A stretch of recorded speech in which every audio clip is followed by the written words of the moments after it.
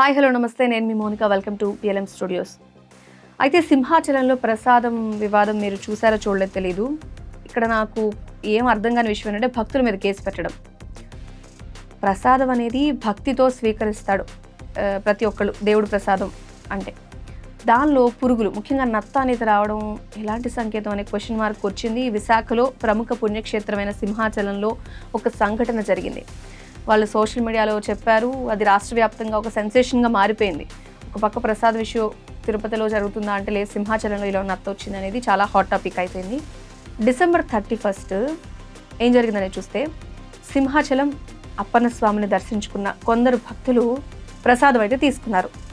అయితే ఆ ప్రసాదంలో ఒక నత్త కనిపించింది వాళ్ళకి. సో వాళ్ళు వెంటనే షాక్ అయ్యారు, ఇదేంటి నత్త కనిపించింది, దేవుడి దగ్గర ప్రసాదం కదా, మరి ఇది కరెక్ట్ కాదు అని వెంటనే తిరిగి వెళ్ళి వాళ్ళు క్వశ్చన్ చేశారు అధికారులను, ఏంటిది అని. ఇలా నిర్లక్ష్యంగా ఉండకూడదని క్వశ్చన్ చేశారు. ఆ విషయం వాళ్ళు బయటకు వచ్చారు, సోషల్ మీడియాలో పోస్ట్ చేశారు. అలా ఈ విషయం అయితే బయటకు వచ్చింది. ఇది వాళ్ళు రియాక్షన్ ఏంటి అంటే మనం ఒకసారి చూద్దాం. దానికంటే ముందు ఒక ట్విస్ట్ ఉంది ఇక్కడ. ప్రసాదంలో అపరిశుభ్రమైన ప్రసాదం ఉంది కాబట్టి మరి విచారణ చేయాలి కదా పోలీసులు. కానీ ఎవరైతే ఈ విషయం బయట పెట్టారో వాళ్ళ మీద కేసు పెట్టారు. మరి ఇది అక్రమమా సక్రమమా మీరు చెప్పండి. ఎవరైనా సరే కావాలి అని చెప్పి ఇట్లా చేశారు. ఈ ఇద్దరు వాళ్ళు కొత్త కప్పులు, వాళ్ళకి అంత అవసరం ఏంటి? అధికారులు తప్పును కప్పిపుచ్చుకోవడానికే భక్తుల్ని భయభ్రాంతులకు గురి చేస్తున్నారా అనే ప్రశ్నలు కొన్ని తలెత్తుతున్నాయి.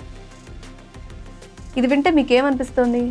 అరే ప్రసాదం ఇలా వచ్చిందని బయటపెట్టి తప్పు చేశారా? బయట పెట్టకుండా ఉంటే అది బాగుంటుందా? కోట్ల రూపాయల ఆదాయం వచ్చే ఆలయాల్లో కూడా భక్తుల ఆరోగ్యం గురించి నిర్లక్ష్యంగా వహించడం అనేది అసలు సరైనదా? ఎవరైతే ఇది తప్పు అని క్వశ్చన్ చేస్తున్నారో వాళ్ళని కేసు పెట్టడం ఏంటి? అంటే ప్రూఫ్ లేకుండా జస్ట్ అసలు కేసు వేయడం అనేది ఎంతవరకు కరెక్ట్? న్యాయమేనా అది? ఆ సామాన్య భక్తులే కదా, రేపు మీరో కావచ్చు కదా. మరి మనం ఒకసారి క్వశ్చన్ చేసుకోవాల్సిన టైం ఇది. సో మీ అభిప్రాయాన్ని ఖచ్చితంగా మా కామెంట్ రూపంలో తెలియజేయండి. ఇలాంటి అప్డేట్స్ ఏమైనా ఉంటే మీకు మేము తెలియజేస్తూనే ఉంటాం. అందుకోసం మా ఛానల్ని సబ్స్క్రైబ్ చేసుకోండి. Thanks for watching.